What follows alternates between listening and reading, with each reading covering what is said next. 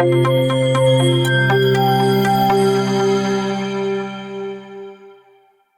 everyone, welcome back to the series from MediStudy Go's Oral Pathology Mind Map Reading. Mind map is a wonderful way to remember, and MediStudy Go has got this book which gives lesions one by one in the form of a mind map. You get to know the pathogenesis, the types, the clinical variants, as well as the histology from these mind maps, easy to recollect. And today we are going to read about radicular cyst. Radicular cyst is one of the most common odontogenic cysts and which is of inflammatory origin. Now, inflammation is very critical and crucial because it produces a lot of cytokines, and these cytokines kind of proliferate whatever comes in their way. Now, in this case, we have the cell rests of Malassez that are present. So we have the cell rests which are present in the periodontal ligament space, which gets stimulated by the inflammatory cytokines, making them proliferate, and the central area undergoes necrosis, giving rise to the changes in terms of cystification. This cyst undergoes enlargement because of the various pressure changes that are taking place. What is the main cause of radicular cyst? Radicular cyst, as rightly said, is also called as the periapical cyst or an apical periodontal cyst. This is usually seen at the end of the root like this, and very rarely when we extract the tooth you will see that it is continued to be attached in the periphery, and histologically you will get this kind of a cyst that is formed.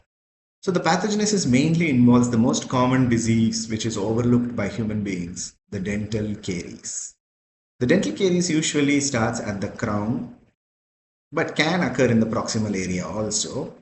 But whenever it comes, the bacterial colonies that are formed and they are populating the dental caries enter inside the pulp. And this leads to inflammatory changes inside the pulp, which gives rise to the various heat and cold tests that activate or not activate the response. After this, the stimulation which is present inside the pulp progresses down to the periapical region, where in the periodontal ligament space there is this cell rests of Malassez. So the periodontal ligament fibers have intermingled with these odontogenic islands which proliferate because of the inflammatory. And then, of course, the central area becomes far away from the blood supply, giving rise to cystification. The cystification, once it is formed, it undergoes enlargement, mainly because of the various osmotic changes that are taking place. What is important to note is it is not only the bacterial toxins, but also trauma and galvanic changes due to restorations or improper restorations can also give rise to this kind of a shift. You may also find that the maxillary anterior region is one of the most common diseases or trauma involved in radicular cyst formation. Whatever be the stimulus to the pulp, it causes the inflammation of the pulp. That inflammatory change gives rise to this particular progression of the stimulus into the periapical region, which can be seen as a response of periapical granuloma. Periapical granuloma is a misnomer. It's not truly a granuloma. Instead, it is just a granulation tissue in the periapical region, which contains a lot of blood vessels, fibroblasts, and some inflammatory cells. Once the periapical granuloma is formed, there may be the cell rests of epithelium which are proliferating in that region, and that can get converted from a granuloma to a cyst. It doesn't mean that it's always a granuloma that gives rise to a cyst. Directly, a cyst formation can also occur. So once the cyst formation occurs, because of the high hydrostatic pressure, high osmotic pressure, and the bone resorbing factors of that enlarging element in the periapical region, by production of prostaglandins, presence of cholesterol, presence of exfoliated epithelial cells, all of this give rise to the enlargement of that particular cyst. Clinically, you will see that it is almost always associated with a non-vital teeth. the tooth would have died because of that particular trauma or infection. Now, what exactly do we do when such an element happens? So there are three types of tests that are commonly used. One is called as a cold test, you have a thermal test, and you have an electric pulp testing. So these three types of tests are usually done such that the normal tooth on the opposite arch is tested and the affected tooth is tested. So you can use freon gas, you can use ice, or you can use dry ice. You can use a gutta percha, which is heated as a thermal test. You can use an electric pulp testing. But the key factor is that the lesion which has affected the pulp will make the pulp either hypersensitive or hyposensitive. Usually when a periapical cyst or a granuloma is present, it will be non-vital. It will not show any response. When it does not show any response, the tooth usually has a periapical lesion. And in this case, when the periapical lesion exists, we have to take a radiograph. And the usual radiographic appearance is a periapical radiolucency, like you see here, a periapical radiolucency. And you will note that there must have been a previous RCT, there will be a huge restoration, or there may be a deep-seated caries that are present. And the important point is that the size is usually larger than 1.5 centimeters. This usually affects in any age group, very rarely in the child, but usually have a higher predilection in males than in the females. There may be an asymptomatic presentation because it's non-vital, it does not react well. But when you have a springy nature of the tooth, that means the tooth will be slightly more mobile inward, because the periapically it is a very soft lesion, and they may feel it when they are eating or biting onto it, because the tooth which is getting pushed inward has a cushioning effect because of the periapical cyst that is present. Whenever you have a cyst, there will be a very nice sclerotic border that you will be seeing in the periphery. This sclerotic border is kind of very important. The sclerotic border is kind of very important for us to identify periapical cyst. Now let's have a look at this particular photograph. What happened to the tooth? The tooth has been removed and the cyst seems to have been left out. Hence it is called as the residual cyst. Residual cyst. It's called as a residual cyst.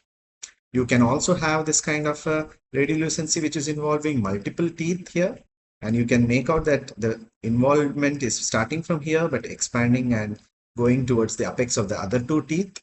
So it's very aptly said, like how you saw the previous picture of a dentigerous cyst in which the tooth had something on its head. Here it is truly periapical, present on the root apex. It can also be present on the lateral variant, because the root canals always do not open into the apical region. There may be lateral canals that are opening in the lateral region also. Let's understand the histology. Histologically, you have a very typical proliferative epithelium. So you have this kind of an arc-shaped epithelial proliferation, mainly due to this inflammatory element. You can see all these blue dots that are present here. These are the chronic inflammatory cells, which shows a very typical 5 to 20 cell thick, non-keratinized stratified squamous epithelium exhibiting an arcading pattern. And because of these inflammatory cells which die, and all the lipid bilayer that is present in the periapical region. So if you remember, all of our cell membranes are made up of this kind of a lipid bilayer with a hydrophobic center and a hydrophilic periphery, and there may be a transmembrane protein that may be present, and all of these are the low density lipoprotein or a very low density lipoprotein. Because of the cell death, it releases the cholesterols, and the cholesterol will be like a typical rhomboidal shaped crystal, and this crystal, when it is processed, leaves spaces, slit like spaces, called as the cholesterol clefts. So here what you can see is a periapical region. This is the root, and you have the cyst in this region. But there is some difference over here. Here what we are seeing is there is a continuation of the cyst and the root canal. So the arrow here is the root canal and you have the cyst present over here. Now this is very similar to how the water from the Indian Ocean enters into the Bay of Bengal here, which is called as the bay. Hence, this kind of a cyst which continues with the root canal is called as the bay cyst, and the other one is called as the radicular cyst. The third variety which we saw in radiograph was the residual cyst. These three are the three variants of the radicular cyst. Radicular cyst, bay cyst, and the residual cyst. Histologically, there may be other variants also. So apart from these non-keratinized epithelium, you may also have some mucus cells that are present. You may have ciliated cells that are present, usually present in the maxilla. Because of the close proximity of the nasal cavity and the maxillary sinus, you may find these kind of changes. Another finding which is usually seen and asked in an MCQ is the Rushton bodies.